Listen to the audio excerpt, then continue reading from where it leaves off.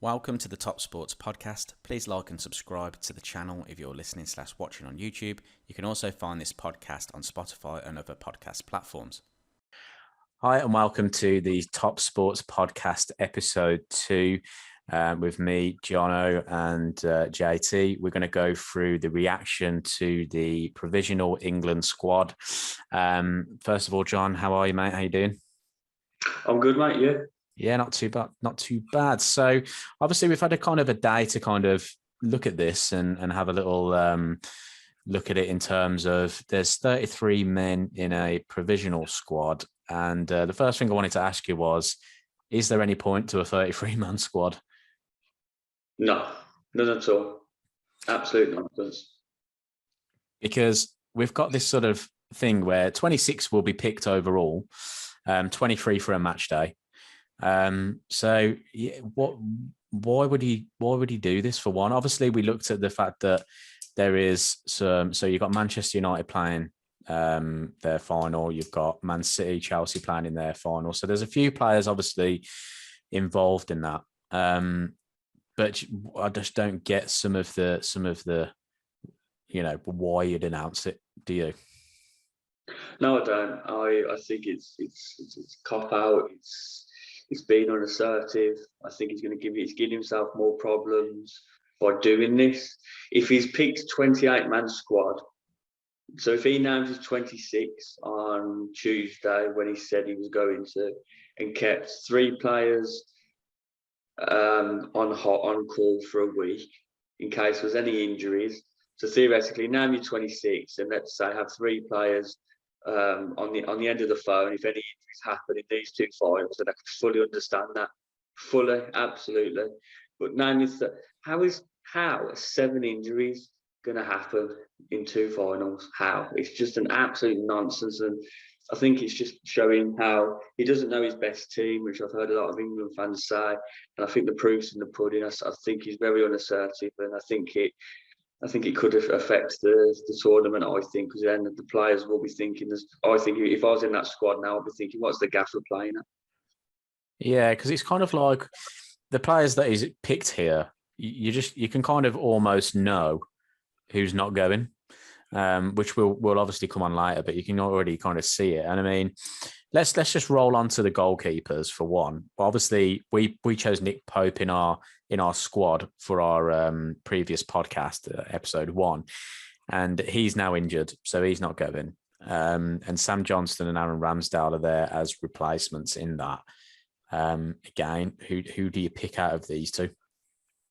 But why is he picking 4? Why is he picking 4 for? It's just ludicrous, isn't it? Yeah. Picking 4 goalkeepers is definitely pointless, isn't it? Because 3 are only going to go anyway. So why didn't he just pick the 3? Yeah. So the teams. What is he picking the 4th? So he's picking Sam Johnston. Let's say he's picking an extra keeper because he thinks Dean Henderson's going to could get injured in one game. I mean, what is the point of that? But to answer your question, it's a coin toss for me. I can't separate either of them. Both have gone down with relegated clubs this season. I think both have been quite solid in between the sticks.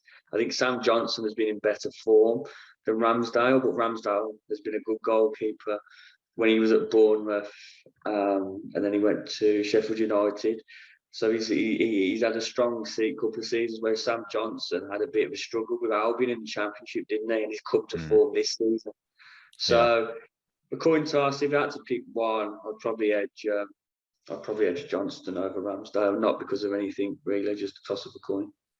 That's fair enough. I'd probably agree with you on that one, to be fair. But yeah, he's probably picked the 4 just because Dean Henderson's playing, isn't he? And that's probably the only reason you can put down to that. I don't even know if he's playing for United. That's going on now, isn't it? So I don't even know if he's even started for United tonight. Because I imagine you're playing in a final. You play De Gea, don't you? Yeah, but even it's so pessimistic. This is from Southgate. I think it could filter down, but yeah, as I said, I think we've summed up the keeper situation, and how ridiculous it is. Yeah.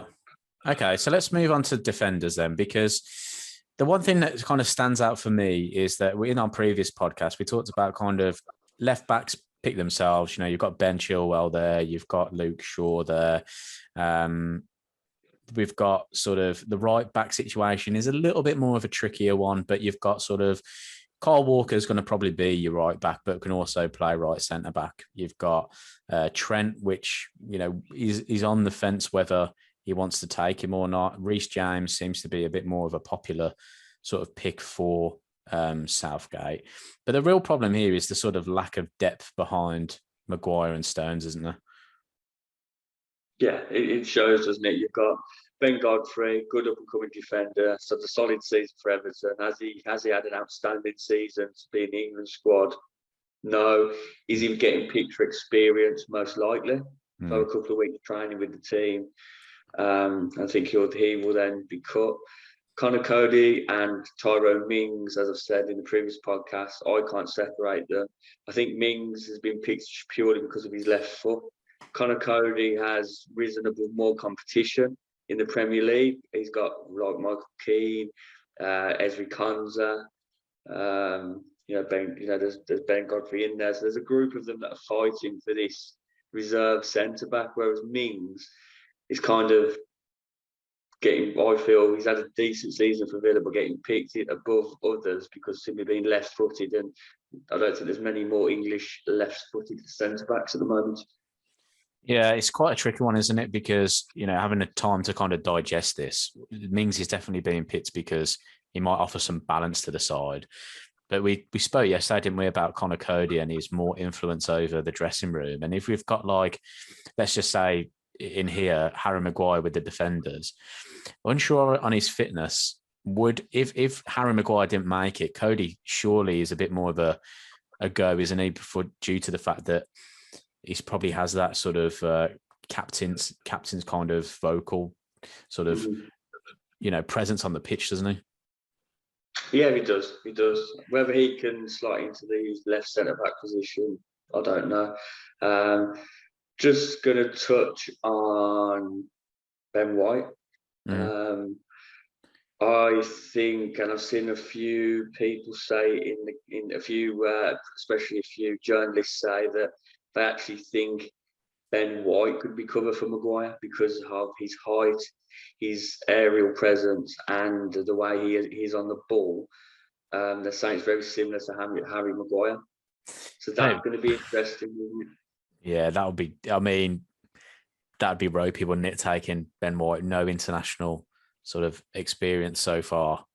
He hasn't really been in around. Well, he hasn't been in around the England setup because it's his sort of call up, isn't it? So that would be a bit.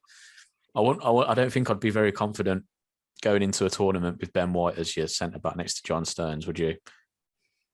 I wouldn't be confident with any of the players that step in with Harry Maguire. Just shows a lack of depth, doesn't it? Scary, really. I mean, we'll come on to sort of injuries towards the end as well, because there's a few of us in here, isn't there? I have a few doubts, and I suppose that kind of again leads us on to moving on to sort of the midfielders. Then we've got, you know, Jordan Henderson being named. We've got Bellingham, Mount, Lingard, Rice, Phillips, Ward-Prowse. That's not too far away from what we picked in our squad anyway. And again, what do you make of that? What do you make of sort of Lingard being in there? Lingard makes it look more balanced, to be honest. It really does. I'm happy Ward-Prowse is in there for now. I think the midfield picks itself due to, apart from them players in that midfield, who do you think's been unlucky? You can't really name. I mean, Dele Alli's been back in the fold under Ryan Mason, but he hasn't been in the team long enough, has he? No. So he can't feel hard done by. But I'm trying to think of another player in the midfield where you think, wow, he's been left at home and it's a disgrace. I can't think of anyone. So the midfield picks itself. Lingard being there in there does offer a more of a balanced midfield. I think I'm not delighted with it, but what can you do when you haven't got many options? To be fair to Starwell, like you look at it and you think, okay, it's average. I mean, Mason Mount excites me massively, but apart from that, and obviously Jude Bellingham does. He's got such a future, and as I alluded on the last podcast, I think he's in there due to the lack of options. But that's actually testament to him, isn't it, with his talent at his age? So hopefully he does feature, but it's good experience for him, and the future's really bright with Jude Bellingham. But no, I think Declan Rice, Henderson, the holders. Jude Bellingham can play both areas. It's a 4-2-3-1. Jesse Lingard will be the one in front of the holders, you feel, with a ball carrier. Calvin Phillips will probably be cover for Henderson or Rice. And James Ward-Prowse again will probably be the deeper role, and he will be dangerous with his set pieces if he goes. Just a touch on sort of Jordan Henderson there. Then obviously hasn't played a lot of football this season, and you still think he should start? I still think he's the strongest player in the midfield for that position out of him, Rice and Phillips. I still feel he's the strongest player. Yeah. So do I think with his lack of game time this season, probably not. But when you've got lack of options, not to keep repeating myself, you haven't really got a choice. Yeah. Does he add? I think he does add something to England with his.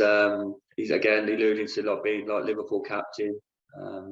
Like we said about Conor Cody, I think he adds something to the dressing room. Yeah. Some drive, some experience. And I think, he doesn't set the world alight, but I do like Jordan Henderson in that role for England, because I still feel he, when he gets the ball, he wants to make things happen. I think he does get a bit of criticism sometimes where I think it's a bit unfair. But as I said, the other argument, I don't want to go, off subject too quick. He gets criticism because when we play two at the back, like two in front of the four, people get really frustrated about that, don't they? When we're playing teams, should be, and we want to play just the one in front of the defence. And I think that creates criticism where that's not his fault. He's not the manager, is he, picking that formation? So I do think Henderson will play. Lack of game time, yes, but I think you've got to play him that in the first game against Croatia. Fair enough. I think he's definitely one that I just don't know on the terms of whether he'll go or not, just because of that injury. It'd probably be last minute if he goes off, I think, but we'll see. I think he's a great player. I think he definitely should be in the mix, but we have had past experience of taking injured players, haven't we? And hasn't particularly worked out that well. And it's unlike sort of, let's say sort of, Jack, for instance. Jack is not Grealish has been injured, but he's played the last sort of few games, hasn't he, and featured quite a bit. So he's got a few minutes under his belt. But yeah, I don't know. Jordan Henderson, for me, I want him to go, but I just don't know whether taking an injured player would be worth it. But again, he's got that tournament experience, I suppose. Even him just being amongst those younger players might sort of help, with their sort of mentality, I suppose. Just to add something, that in Gareth Southgate's press, he mentioned Grealish saying that due to his position, he thinks that he's undercooked. He said that Henderson, he feels that he's getting to match fitness due to slowly being in training for a few weeks before he was in the Liverpool match squad, which is very interesting to me. I mean, that's a way of putting it in people's brains, that even if Henderson isn't as fit as we think he is, Southgate's using that as a way to get him in without criticism, if he did get in, which I think that was very interesting of Southgate. No, I agree, and let's just talk about Grealish then, because we're going to move on to the forwards. Obviously there's a couple of shock ones in there that we'll come on to, but let's just talk about Grealish, because obviously I think everybody wants Jack Grealish in that England squad. They saw what he could do in the recent games that he played. He is he's not England's top playmaker, but I'm pretty sure he's second behind Harry Kane this season, and he's played. He didn't play in 12 of the games. So he's obviously very influential in football matches. We know, because we're Villa fans, so we see how influential he is. Interesting comments today, or interesting comments about Grealish by Southgate, though. He's talking about that he doesn't know what the situation is with his injury and whether he can take him because of the apparently, or I don't know kind of what he's kind of alluding to, but it's almost like he still doesn't know what Jack's injury is either, and that apparently in Villa training, he hasn't been training that hard, which is kind of hard to believe when you watched him play against Spurs. He was actually really good against Spurs. So is he kind of setting up Grealish to not go? Potentially. We don't know the full facts, and I must say the way the club's handled it is pathetic. Just going off, I think the way that Villa have handled Jack Grealish is pathetic. Declan Rice got injured, don't forget, and he's back again. So there's a slight cloud under him. He straight away the next day, West Ham out for 6 weeks. Yeah. Bang. Just Villa messed around with it, and to be fair to Southgate, because Villa have messed around, I must say, they have created that doubt for Southgate. Yeah. They've created needless doubt. Jordan Henderson injured for Liverpool when he did his ankle, didn't he? Or was it his ankle ligaments again? Yeah. Out for 2 months, could miss the Euros, bang, the next day. Yeah. It's interesting. Harry Maguire injured against Villa, bang, next day, ankle. He should be okay. Yeah. He might be touch or go for the Europa League final. He's not playing. Should be fit for the Euros. No messing around, but all this to and fro with Villa has created doubt against Grealish. Instead of, if I was Grealish after a couple of weeks, I said, look, just come out and say I'm out for a couple of weeks. Yeah. I've done my knee. Let's just pretend I've tweaked my knee. Yeah. No one needs, speak to Southgate and say, look, it's not his knee. We don't know what it is, but trust me, he'll be fit for the Euros. We'll get him in the last couple of games of the season. No messing around. But all this to and fro has created doubt for Southgate. And what's gone against Grealish is Mount. I'm not comparing the same position, and Phil Foden have been outstanding. Yeah. So everything, if you add everything up, it's just created doubt. And if Grealish doesn't go, would I be annoyed? Yes, but would I be surprised? No, I wouldn't, because the way it's all panned out, it's just created doubt for Southgate and give him not like an easy drop. So he can come out to the press and say, well, hold on. When the press are hammering him for it, he can actually say, hold on. Grealish wasn't fit for over nearly 3 months. I didn't get anything from Villa Medical telling me what it was. It was all kept a bit secret. So I'm not prepared to take a gamble on him for the Euros. What can you say back to that? Yeah, because what he said in the press conference was that he's worried that he won't be able to play 90, then another 90. But then I'm thinking, well, he probably wouldn't start all those games anyway, because look at the players in front of him. Look on this list. You've got Rashford, Sancho, Sterling, Foden, Greenwood. Like, he doesn't have to start every game. So I would still be in the mindset, even if he did have this sort of injury, still kind of like, I would still take Grealish just because he may offer something different.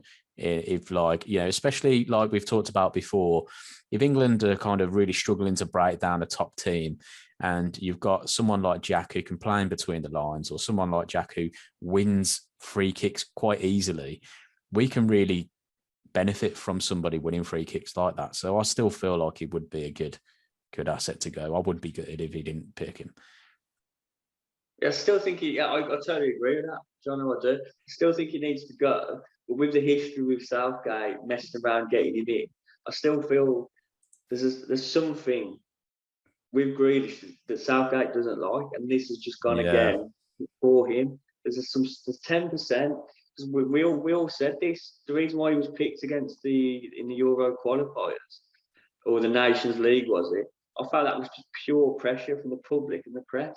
Yeah, I think so as well. That's why he was picked, but we'll have to wait and see. I do agree. He's not something that we were lacking. I think, for him and Phil Foden as different players, aren't they? I feel, Phil Foden's outstanding, but for someone with Jack's ability, I do think he should go. And as you say, I just think he won't start for England in this tournament because he's not. I do kind of agree that he's still not fully fit. I still think in the 2 games he played for Villa, he did good, but he wasn't a fully fit Jack Grealish. You could see that because he did tire, but it'll be interesting to see what Southgate does with him. Well, yeah. So okay, let's move on then, because one name in the forwards that did shock us a little bit was Saka. Now I kind of mentioned before about the fact that maybe he's put him in there because he's a versatile player that can play in all kinds of areas. I think for Arsenal, he's played all over the pitch, hasn't he? For England, even recently, he's played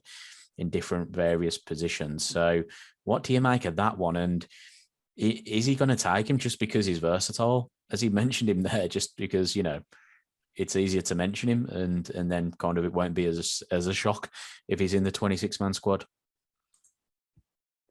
For me, there's a versatile, a versatile player is someone like James Milner, where he's pomp, he's just Mr. Reliable, but he was versatile but effective in every position. Saka is not a versatile player in every position.